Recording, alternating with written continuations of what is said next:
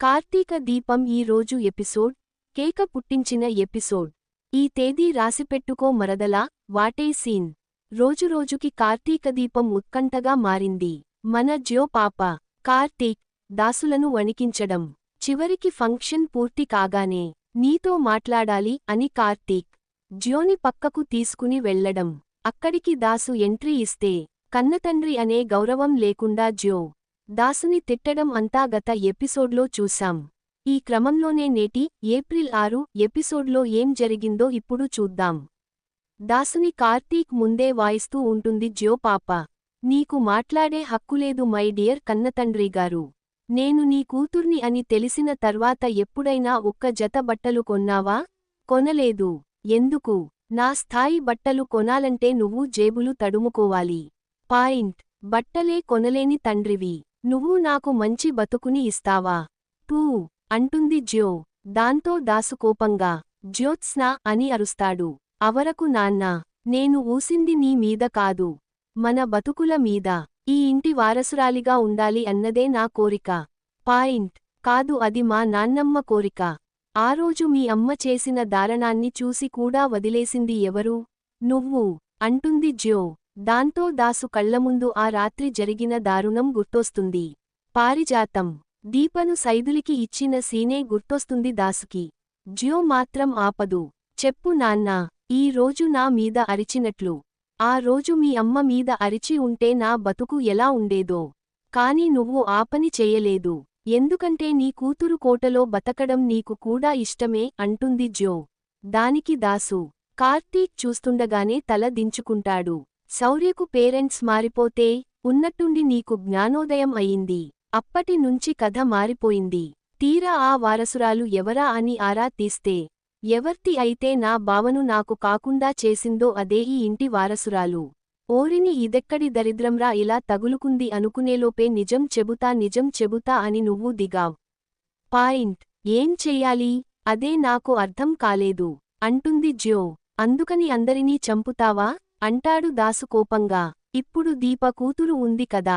శౌర్యని ఎవరైనా దీప కూతురు కాదు మా కూతురు అని తీసుకుని వెళ్తుంటే శౌర్య వెళ్తుందా? వెళ్ళదు. ఎందుకు? కన్ఫర్ట్. బావ చూసుకున్నంత గొప్పగా శౌర్యను ఇంక ఏ తండ్రి చూసుకోలేడు అంటూ జ్యో చెబుతుంటే కార్తీక్, దాసు అలా నిలబడి వింటుంటారు. ఇప్పుడే నిజం చెప్పేస్తానన్న దాసు. శౌర్యలానే నేను కూడా. ఇది నా ఇల్లు. దశరథ్, సుమిత్ర మా అమ్మ నాన్న. నేను శివనారాయణ మనవరాలినే. ఇది నా ఆస్తి. వారసురాలిని అంటూ ఇప్పుడు ఎవర్తో వస్తే ఇప్పుడు పూలు జల్లి స్వాగతిస్తానా? దాని స్వాగతించి నేను బ్యాగ్లో 4 జతల బట్టలు వేసుకుని పద నాన్నా అని నీతో వచ్చేస్తాను అనుకున్నావా? అంటుంది జ్యో కోపంగా. రాకపోతే ఏం చేస్తావ్? అంటాడు దాసు ఆవేశంగా. ఏం చెయ్యాలో అదే చేస్తాను అంటుంది జ్యో. దాంతో దాసు కోపంగా నేను ఇప్పుడే వెళ్ళి అందరికీ నిజం చెప్పేస్తాను అంటాడు. అయితే నాతో పాటు అందరూ చస్తారు. వెళ్ళి నిజం చెప్పు. ఈలోపు నేను ఈ మేడ మీద నుంచి దూకి చస్తాను. నువ్వు కిందకు వెళ్ళి ఇంట్లో అందరికీ అర్థమయ్యేలా చెప్పేలోపు నా చావు కేక మా అమ్మకు వినిపిస్తుంది. అది చూసి మా అమ్మ గుండె ఆగి చస్తుంది. బాధతో మా డాడీ, బెంగతో మా తాత అంతా చస్తారు. చంపేస్తావా మనుషుల్ని అంటూ అరుస్తుంది జ్యో తెగింపుగా. బిత్తరపోతాడు దాసు. పక్కనే ఉన్న కార్తీక్తో అల్లుడు నా కూతుర్ని చూస్తే భయమేస్తుంది. ఏం చేస్తే ఇది మారుతుంది అంటాడు. రగిలిపోయిన జ్యో పాప. దాసు అలా కంగారుపడటంతో మావయ్యా నువ్వు ఇక్కడ ఏం చూడలేదు, ఏం వినలేదు. నువ్వు ఇంటికి వెళ్ళు. తనతో నేను మాట్లాడతాను. తేల్చుకోవాల్సింది చాలా ఉంది అంటూ దాసుని పంపేస్తాడు కార్తీక్. వెంటనే జ్యోతో మొదలుపెట్టు బావా అంటుంది కోపంగా. అది ఎప్పుడో మొదలైంది మరదలా. ఈరోజుతో అది ఆపాలి అంటాడు కార్తీక్. ఆపాలంటే నిజం చెప్పాలి అంటుంది జ్యో. చస్తానంటావా?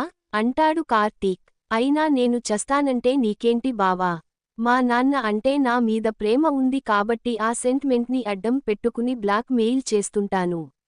నువ్వు వీటికి లొంగవు కదా అంటుంది జ్యో. నేను మంచిదానిలా మారాలంటే నన్ను పెళ్లి చేసుకో బావా. జ్యో పాప డీల్. అయితే నిజం ఒప్పుకోవచ్చు కదా అంటాడు కార్తీక్. ఒప్పేసుకుంటాను. నేను చేసిన తప్పులన్నీ ఒప్పేసుకుంటాను. ఒక్క కండీషన్ ఉంది అంటుంది జ్యో. ఏం చెయ్యాలి అంటాడు కార్తీక్. నన్ను పెళ్లి చేసుకోవాలి అంటుంది జ్యో. బిత్తరపోతాడు కార్తీక్. నన్ను నీ భార్యగా చేసుకున్నావంటే నేను మంచిదానిలా మారిపోతాను అంటుంది జ్యో. నాకు పెళ్లి అయింది అంటాడు కార్తీక్. దీపకు కూడా పెళ్లి అయింది కదా. అయినా నువ్వు చేసుకున్నావ్గా అంటుంది జ్యో అరుస్తూ. దీప ఇప్పుడు నా భార్యగా ఉంది. అయినా దీపను తప్ప మరెవరినీ నా భార్యగా ఊహించుకోలేను అంటాడు కార్తీక్. దీపని చంపే నేను చస్తాను బావా. ఎస్, నేను కూడా నన్ను ఈ ఇంటి వారసురాలిగా తప్ప దాసు కూతురిగా ఊహించుకోలేను. నువ్వు ఎలా దీపకు భర్తగా ఉండాలి అనుకుంటున్నావో నేను కూడా అలానే నా ఆస్తికి వారసురాలిగా ఉండాలి అనుకుంటున్నాను. నువ్వు ఎలా నా మెడలో తాళి కట్టలేవో నేను అలానే నిజం ఒప్పుకోలేను అంటూ అరుస్తుంది జ్యో. ఒప్పుకుని తీరాలి అంటాడు కార్తీక్ కోపంగా. అది జరగదు అంటుంది జ్యో. జరుగుతుంది. నేనే వెళ్ళి నిజం చెబుతాను అంటాడు కార్తీక్. అప్పుడు నేను చస్తాను అంటుంది జ్యో. నో ప్రాబ్లం అంటాడు కార్తీక్. చస్తాను కానీ చచ్చే ముందు దీపను చంపే చస్తాను అంటుంది జ్యో. కార్తీక్ సవాల్. జ్యో రగిలిపోతూ, నా ప్రాణమంటే నీకు లెక్కలేకపోవచ్చు. దీప ప్రాణమంటే నీకు లెక్కే కదా. పైగా దీప కడుపులో నీ ప్రతిరూపం పెరుగుతుంది. నేను ఒక ప్రాణం తీస్తే బోనస్గా మరో ప్రాణం పోతుంది అంటుంది జ్యో. దీప జోలికి వస్తే నువ్వు దాసు మావయ్య కూతురివి అని కూడా చూడను అంటాడు కార్తీక్. నువ్వు నా జోలికి వస్తే దీప నీ భార్య అని కూడా చూడదు అంటుంది జ్యో అంతే పొగరుగా. జ్యోత్స్న అని అరుస్తాడు కార్తీక్. ఏం బావా భయమేస్తుందా అంటుంది జ్యో. నువ్వు కోరుకునేది భయాన్నే అయితే ఆ భయాన్ని నీకే పరిచయం చేస్తాను జ్యోత్స్న. నేను కాదు నీ అంతట నువ్వే నేను ఈ ఇంటి వారసురాలిని కాదు అని చెప్పిస్తాను అంటాడు కార్తీక్. వేయండ్రా విజిల్స్. నాతోనే నిజం చెప్పించడం అది నీ వల్ల కాదు బావా అంటుంది జ్యో ఆవేశంగా. అవుతుంది అంటాడు కార్తీక్ కోపంగా. ఛాలెంజ్ అంటుంది జ్యో ఆవేశంగా చేతిని కార్తీక్ వైపు చూపిస్తూ. ఎస్ ఛాలెంజ్ అంటాడు కార్తీక్ సేమ్ అలానే. ఆ సీన్ అదిరిపోయింది. వెంటనే కార్తీక్ చిటికెలు వేస్తూ, గుర్తుపెట్టుకో చిన్న మరదలా. కావాలంటే ఈ రోజు తారీఖు రాసిపెట్టుకో. నేను పెట్టే టార్చర్ తట్టుకోలేక నేను నీ కూతుర్ని కాదు అమ్మా దీపే నీ కూతురు అని సుమిత్ర అత్తతో అందరి సమక్షంలో చెప్పేలా చేస్తాను అంటాడు కార్తీక్ ఛాలెంజింగా. అవును నేను విలన్నే. కేకో కేక.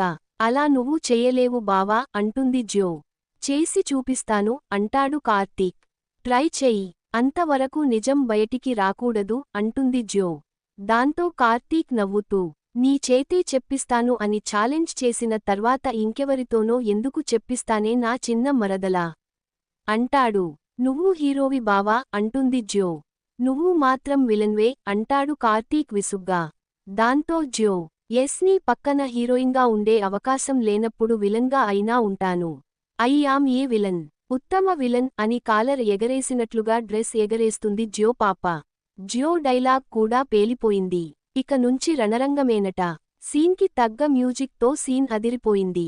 అవును నేను విలన్.